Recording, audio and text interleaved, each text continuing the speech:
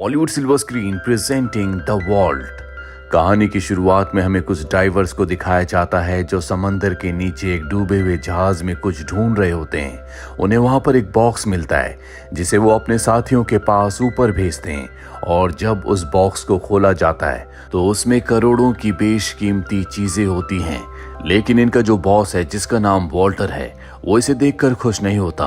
पानी के अंदर वो अपने साथी जिसका नाम जेम्स है जो पहले ब्रिटिश आर्मी में एक एजेंट था उसे कहता है कि मुझे वो खास चीज चाहिए जिसके लिए हम यहाँ पर आए हैं। और अब जेम्स अपनी जान पर खेल कर जहाज के उस हिस्से में जाता है जहाँ पर उसकी जान भी जा सकती है।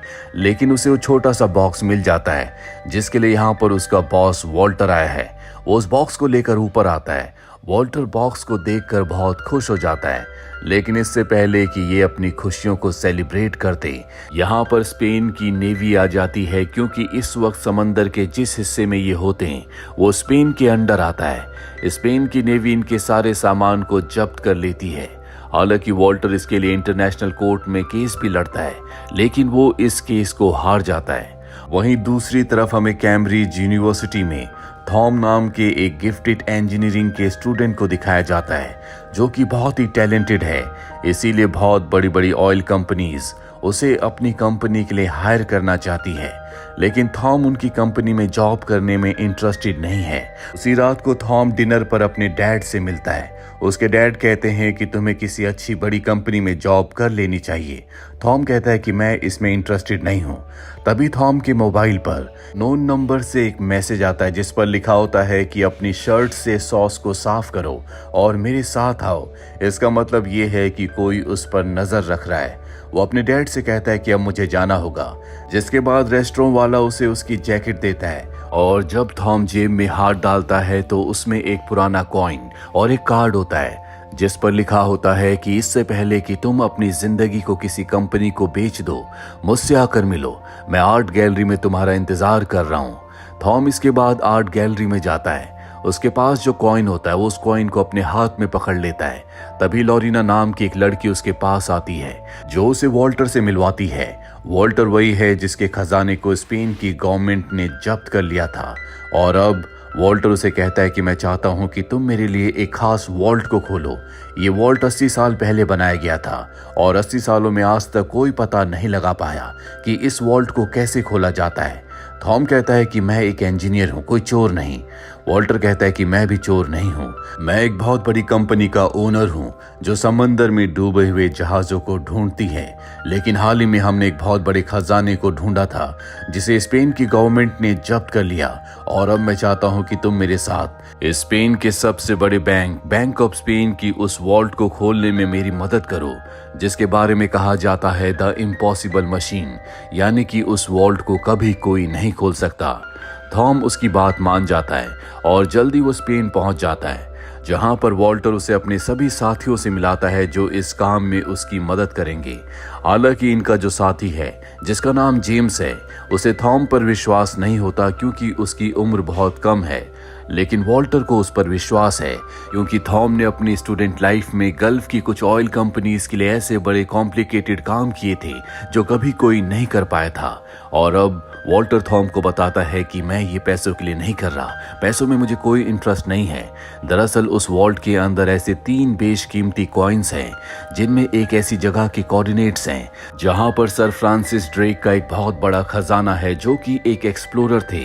दरअसल कहानी की शुरुआत में पानी के अंदर से जो बॉक्स इन्होंने निकाला था जिसे देखकर वॉल्टर बहुत खुश हो गया था, उस बॉक्स के अंदर वही 3 कॉइन्स थे जो कि अब बैंक ऑफ स्पेन के अंदर है, जिस वॉल्ट को आज तक कभी किसी ने नहीं खोला।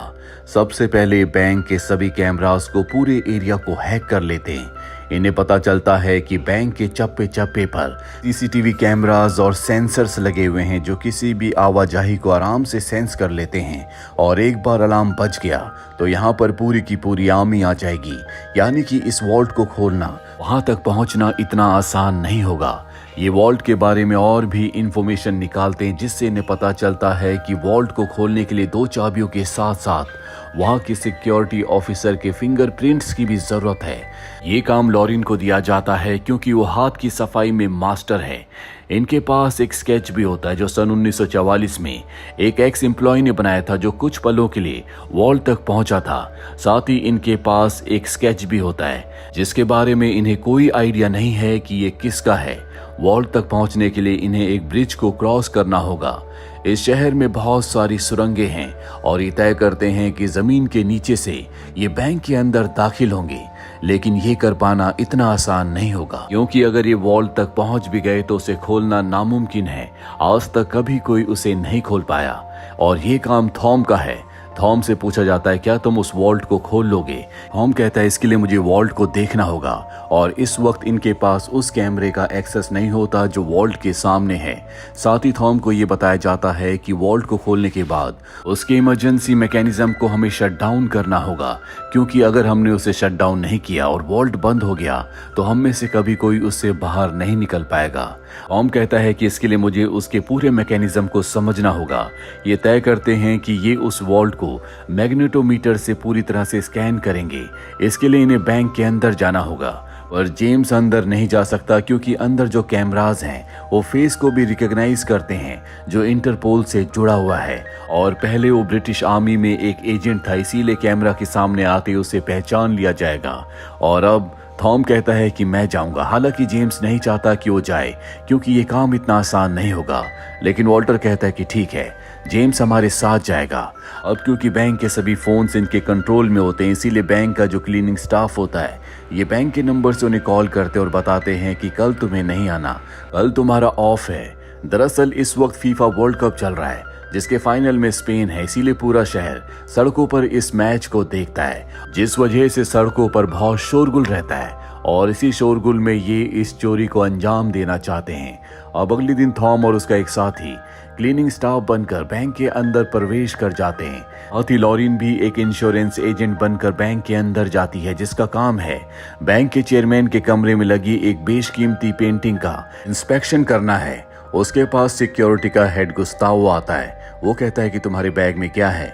वो कहती है कि इसमें स्कैनिंग डिवाइसेस हैं। तभी वहां पर चेयरमैन का असिस्टेंट आता है। लॉरेन उससे हाथ मिलाने के लिए उसके हाथ में जो कॉफी का मग होता है वो सिक्योरिटी ऑफिसर को पकड़ा देती है, जिसके बाद वो उससे हाथ मिलाती है और अब गुस्तावो के यानी कि सिक्योरिटी ऑफिसर के फिंगरप्रिंट्स उस मग में है, जिन फिंगरप्रिंट्स की इन्हें जरूरत है क्योंकि उसके बिना ये कभी भी वॉल्ट को नहीं खोल सकते। वहीं थॉम के उस साथी को दिखाया जाता है जिसे सर्वर रूम के अंदर जाकर किसी भी कीमत पर वहां पर सर्वर के साथ एक डिवाइस को अटैच करना होगा, जिससे बैंक के हर एक कैमरा का, हर एक चीज का पूरा कंट्रोल इनके पास आ जाएगा। दरअसल यहाँ का जो सिक्योरिटी ऑफिसर है वो एक बहुत बड़ी स्क्रीन पर हर एक चीज को ऑब्जर्व कर रहा होता है, लेकिन यहाँ पर 90 सेकंड्स के लिए हर एक कैमरा बदलता है और उन्हीं 90 सेकंड्स में थॉम का जो साथी होता है वो सर्वर रूम में पहुंच जाता है, जहां पर वो उस हैकिंग डिवाइस को मेन सर्वर से जोड़ देता है और अब इनका जो साथी है जो कि हैकर है उसके पास बैंक का पूरा कंट्रोल है। वही लॉरिन को दिखाया जाता है जो चेयरमैन के कमरे में जाती है। वो वहां पर उस फोटो को स्कैन करना शुरू कर देती है, लेकिन तभी उसे मौका मिल जाता है। वो उस सेफ तक पहुंच जाती है जिसके अंदर पहली की है। वो सेफ को खोलकर पहली की को स्कैन कर लेती है, पर तभी वहां पर चेयरमैन भी आ जाता है, लेकिन उसके आने से पहले उसने अपना काम खत्म कर लिया था और अब उसे दूसरी की को भी स्कैन करना होगा। उस काम को भी लॉरिन बड़ी आसानी से कर लेती है। वही हमें थॉम को दिखाया जाता है जो कॉन्फ्रेंस रूम में पहुंच जाता है, जहां पर एक बहुत बड़ी टेबल है और उसी के नीचे वॉल्ट है। वो टेबल के नीचे जाकर अपने डिवाइस को वहां पर फिट कर देता है, जिससे वॉल्ट की स्कैनिंग शुरू हो जाती है। पर अब कॉन्फ्रेंस रूम में कुछ ऑफिसर्स आ जाते हैं जो वहां पर मीटिंग कर रहे होते हैं, लेकिन इससे पहले कि स्कैनिंग पूरी होती उसकी स्कैनिंग रुक जाती है और अब स्कैनिंग दोबारा शुरू करने के लिए इन्हें एक इलेक्ट्रिक शॉक देना होगा और इस इलेक्ट्रिक शॉक की वजह से फायर अलार्म बज सकता है, लेकिन इनके पास कोई चारा नहीं होता। इसीलिए वो हैकर जिसके पास पूरा कंट्रोल है वो एक पावरफुल शॉक देता है, जिससे इनका डिवाइस तो शुरू हो जाता है लेकिन फायर अलार्म भी बज जाता है और यहाँ का जो सिक्योरिटी ऑफिसर है वो पूरी बिल्डिंग को लॉक कर देता है। यहाँ जितने भी लोग होते हैं उन सबको यहाँ से बाहर निकाल दिया जाता है और अब इनके पास पूरी बिल्डिंग, पूरे बैंक का हर एक हिस्से का स्कैन है। ये देखते हैं कि वॉल्ट के ऊपर एक ऐसी चीज है जिसे इनका स्कैनर आइडेंटिफाई नहीं कर पाया होता। किसी को कुछ समझ नहीं आता, पर तभी थॉम कहता है कि ये एक पानी की टंकी है। दरअसल वॉल्ट के नीचे खाली चेंबर भी होता है। थॉम बताता है कि ये पूरा एक गियर सिस्टम है और जैसे ये गियर ट्रिगर होगा वहां पानी भर जाएगा, जिस वजह से पूरा का पूरा वॉल्ट नीचे खाली चेंबर में चला जाएगा जहां से कभी कोई बाहर नहीं निकल सकता। लेकिन सबसे बड़ा सवाल ये होता है कि ये ट्रिगर कैसे होगा, क्योंकि जब इस वॉल्ट को बनाया गया था तब ना तो कोई लेजर टेक्निक थी और ना ही कोई आधुनिक इंजीनियरिंग जिससे वो अपने आप ही ट्रिगर हो जाए। थॉम अब उस स्केच को देखता है जिसे ये एक वॉरियर का स्केच समझ रहे थे। थॉम समझ जाता है कि ये लेडी ऑफ जस्टिस का स्केच है जिसे वो कंप्लीट करता है और बताता है कि वॉल्ट के अंदर अगर वजन में थोड़ा सा भी फेरबदल हुआ तो ये पूरा का पूरा मैकेनिज्म अपने आप ही ट्रिगर हो जाएगा और जो अंदर होगा उसका खुद ही इंसाफ हो जाएगा, यानी कि उसकी मृत्यु हो जाएगी। अगले दिन जेम्स अपने एक साथी के साथ जमीन के नीचे जो सुरंगें होती हैं उससे होता हुआ उस मशीन तक पहुंच जाता है, जो कि एक बहुत बड़ी वेइंग मशीन है जिसमें फेरबदल होते ही ऊपर पानी भर जाएगा और पूरा का पूरा वॉल्ट खाली चेंबर में आ जाएगा। इन्हें समझ में आ जाता है कि थॉम ने जो कुछ कहा था वो बिल्कुल सही था। वो देखते हैं कि यहाँ की जो दीवारें हैं वो टाइटेनियम से और बहुत ही खास धातु से बनाई गई हैं, जिन्हें तोड़ पाना, सुरंग बनाना पूरी तरह से नामुमकिन है। वॉल्टर को जब ये बात पता चलती है तो वो हताश हो जाता है, क्योंकि अब बैंक के अंदर जाने के लिए इनके पास कोई रास्ता नहीं है। वो बिल्डिंग के ऊपर जाता है और देखता है कि बैंक के सामने बहुत बड़ी स्क्रीन पर फुटबॉल मैच चल रहा है और जल्दी फाइनल होने वाला है जिसमें स्पेन की टीम भी है। वो देखता है कि बैंक के जितने भी कैमरास होते हैं वो सब के सब क्राउड की तरफ है और वो तय करता है कि अब वो नीचे से नहीं बल्कि उस दिन जिस दिन फाइनल मैच होगा बैंक के ऊपर से बैंक के अंदर प्रवेश करेंगे। पर थॉम को अब भी समझ में नहीं आ रहा होता कि वॉल्ट में जो मैकेनिज्म है वो उसे ऑफ कैसे करे। वो परेशान होता है। वो बार में जाता है जहां पर वो देखता है कि बारटेंडर नाइट्रोजन से कुछ कर रहा होता है, जिसके बाद उसके दिमाग में एक आइडिया आता है और वो अपने सभी साथियों को बताता है कि हम बहुत सारे नाइट्रोजन से उस विशाल वेइंग मशीन को फ्रीज कर देंगे, जिससे ऊपर वॉल्ट में हलचल होने पर, वेट शिफ्ट होने पर भी उसका मैकेनिज्म ऑन नहीं होगा। अगले दिन वर्ल्ड कप फाइनल होता है जिसमें स्पेन की टीम भी है। बैंक के बाहर हमें दिखाया जाता है जहां पर लाखों का क्राउड है। वहां पर बहुत बड़ी स्क्रीन लगी होती है। साथ ही आज पूरे स्पेन में छुट्टी होती है, क्योंकि स्पेन के लिए आज का दिन बहुत बड़ा दिन है। बैंक को पूरी तरह से सील कर दिया जाता है और अब ये सब के सब बैंक के अंदर चोरी करने के लिए तैयार हैं। थॉम्स, जेम्स और लॉरिन बैंक के ऊपर से बैंक के अंदर प्रवेश कर जाते हैं। हालांकि जो बैंक का सिक्योरिटी ऑफिसर है वो सीसीटीवी कैमरा से स्क्रीन पर देख रहा होता है, लेकिन उसे नहीं पता होता कि जो स्क्रीन वो देख रहा है वो एक तरह का लूप है, यानी कि रिकॉर्डेड फुटेज। उसे पता नहीं चलेगा कि बैंक के अंदर क्या हो रहा है। वही हमें इन तीनों को दिखाया जाता है जो उस ब्रिज तक पहुंच जाते हैं जिसके दूसरी तरफ वॉल्ट है। ये एक सीढ़ी की मदद से वॉल्ट की दूसरी तरफ जाते हैं, लेकिन जब जेम्स आ रहा होता है तो वो गिरते गिरते बचता है और अगर वो गिर जाता तो अलार्म बज जाता, लेकिन किसी तरह से जेम्स को ऊपर खींच लेते हैं और अब इनका जो हैकर साथी होता है वो उस दरवाजे को खोल देता है जिसके पीछे वॉल्ट है और अब ये वॉल्ट तक पहुंच चुके हैं।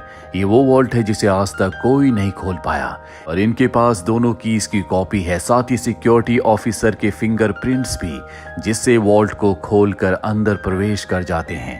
ये देखते हैं कि इनके अंदर जाने के बाद भी वेइंग मशीन में कोई फर्क नहीं पड़ा, क्योंकि नीचे जो इनका साथी होता है उसने नाइट्रोजन से पूरे के पूरे वेइंग स्केल को फ्रीज कर दिया होता है और अब ये अपना काम शुरू कर देते हैं। जल्दी ने तीनों कॉइन्स मिल जाते हैं, लेकिन नीचे जो आइस होती है वो मेल्ट होना शुरू हो जाती है, जिससे वेइंग स्केल में वेट बदलना शुरू हो जाता है। और तभी जेम्स इन्हें गन पॉइंट पर ले लेता और कहता है कि मुझे तीनों कॉइन्स दे दो, मैं कभी तुम्हारे साथ काम नहीं कर रहा था, मैं अब भी ब्रिटिश आर्मी में एक एजेंट हूँ। और अब वेइंग मशीन में वेट बढ़ने की वजह से अंदर पानी भरना शुरू हो जाता है, साथ ही वॉल्ट लॉक हो जाता है। लेकिन जेम्स एक बहुत ही अच्छा डाइवर है, इसीलिए वो कॉइन्स लेकर लेकर उस जगह से बाहर निकल जाता है जहां से पानी आ रहा होता है, पर थॉम और लॉरिन अंदर फंस जाते हैं। इन्हें कुछ समझ नहीं आ रहा होता कि यहाँ से कैसे निकले। तभी थॉम कहता है कि ये जो पूरा का पूरा सिस्टम है ये वेट पर काम करता है। अगर किसी तरह से इस सिस्टम को ये पता चल जाए कि पानी पूरी तरह से भर चुका है तो पानी अपने आप ही बाहर निकल जाएगा। इसीलिए वो अपने उस साथी से जो नीचे होता है वो कहता है कि नाइट्रोजन के सभी सिलेंडर्स को वेइंग मशीन के ऊपर रख दो, और वो ऐसा ही करता है। थॉम का ये आइडिया काम कर जाता है। वेइंग मशीन में पानी का वेट पूरा हो जाता है क्योंकि इन्होंने सिलेंडर्स को ऊपर रख दिया था, जिस वजह से पानी अपने आप ही बाहर निकल जाता है। लेकिन अब सिक्योरिटी ऑफिसर को पता चल चुका होता है कि कोई वॉल्ट के अंदर है, इसीलिए पूरी की पूरी आर्मी इनकी तरफ आ रही होती है। और जब भी वॉल्ट का दरवाजा खोलते हैं तो अंदर कोई नहीं होता, क्योंकि वो उसी रास्ते से जहां से पानी आ रहा था दोनों के दोनों यहां से निकल चुके होते हैं। लेकिन अब भी ये बैंक के अंदर है जहां से किसी भी कीमत पर इन्हें बाहर निकलना होगा। लॉरेन को पता होता है कि इस बैंक का जो चेयरमैन है उसके कमरे में एक विंडो है जिसे वो स्मोकिंग करने के लिए थोड़ा सा खुला रखता है, यानी कि उसे अनलॉक रखता है। दोनों के दोनों उस तरफ भागते हैं, लेकिन अब पूरी की पूरी आर्मी भी कमरे के बाहर पहुंच जाती है। इन सबको पता है कि अंदर ही वो दोनों छुपे हुए हैं, पर जब ये अंदर जाते हैं तो वहां पर कोई नहीं होता। और तभी सिक्योरिटी ऑफिसर देखता है कि वो दोनों के दोनों विंडो से भाग चुके हैं। वो उन पर गोली चलाना चाहता है, लेकिन उसी का एक साथी रोक लेता है क्योंकि बाहर लाखों की भीड़ है, गोली किसी को भी लग सकती है। इसके बाद वो अपने सोल्जर्स को उनके पीछे भेजता है। सोल्जर्स लगातार उनका पीछा कर रहे होते हैं, लेकिन वो भागते भागते अपने कपड़ों को उतार देते हैं और अंदर उन्होंने वही कपड़े पहने होते हैं जो पूरी भीड़ ने पहने हैं, जो स्पेन की टीम की जर्सीज हैं। यानी कि अब वो भीड़ में मिल चुके हैं, लेकिन अब भी सोल्जर्स उनके पीछे होते हैं, वो उन तक पहुंचने वाले होते हैं। तभी स्पेन एक गोल करके इस वर्ल्ड कप फाइनल को जीत जाते हैं, जिससे सब के सब सेलिब्रेट करने लगते हैं। भीड़ में इतना ज्यादा उत्साह होता है कि सोल्जर्स एक कदम भी आगे नहीं बढ़ पाते, और इसी मौके का फायदा उठाकर ये दोनों के दोनों यहाँ से निकल जाते हैं। वहीं जेम्स को दिखाया जाता है जो अपने तीनों कॉइन्स लेकर सीनियर ऑफिसर के पास जाता है, यहाँ पर कोऑर्डिनेट्स को डिकोड करने के लिए एक ऑफिसर भी बैठा होता है। और अब वो कॉइन्स के जो कोऑर्डिनेट्स होते हैं उन्हें डिकोड करता है, और जल्दी इन्हें वो लोकेशन मिल जाती है जहाँ पर खजाना है, जिसे जीपीएस में देखते हैं। सबसे पहले जीपीएस इन्हें यूरोप दिखाता है, उसके बाद फ्रांस और इसके बाद पेरिस। मेरे साथ ही जेम्स की जो ऑफिसर होती है वो समझ जाती है कि ये कॉइन्स नकली है। दरअसल वो वॉल्टर को पहले से जानती थी और उसने वॉल्टर को कहा था कि उसने आईफिल टावर कभी नहीं देखा। वॉल्टर ने कहा था कि तुम्हें देखना चाहिए। वो समझ जाती है कि अगली जो लोकेशन होगी वो आईफिल टावर की होगी, और ऐसा ही होता है। अगली लोकेशन आईफिल टावर ही होती है, जिससे समझ जाते हैं कि ये तीनों सिक्के नकली है। वही हमें वॉल्टर को और उसके साथियों को दिखाया जाता है, जहां पर लॉरेन बताती है कि मैंने सिक्कों को बदल दिया था क्योंकि वॉल्टर ने मुझे ऐसा करने को कहा था। वॉल्टर कहता है कि मुझे जेम्स पर शक था, इसीलिए मैंने लॉरेन को सिक्के बदलने के लिए कहा था, जिसके बारे में किसी को कुछ पता नहीं चला क्योंकि वो हाथ की सफाई में बहुत ज्यादा एक्सपर्ट है। और अब ये कोऑर्डिनेट्स को डिकोड करते हैं, और जब ये लोकेशन देखते हैं तो ये लंदन की लोकेशन होती है, जिसके बाद इन्हें वो स्पॉट भी मिल जाता है जहां पर वो खजाना दबा हुआ है, जिसे देखकर ये सब के सब हैरान हो जाते हैं। एक महीने बाद हमें लॉरेन को दिखाया जाता है जो लंदन के बैंक ऑफ लंदन में जाती है, जिसका मतलब ये है कि बैंक ऑफ लंदन के नीचे वो खजाना है। और इसी के साथ ये फिल्म, ये कहानी यहीं पर खत्म हो जाती है। उम्मीद करते हैं कि ये कहानी आपको पसंद आई होगी।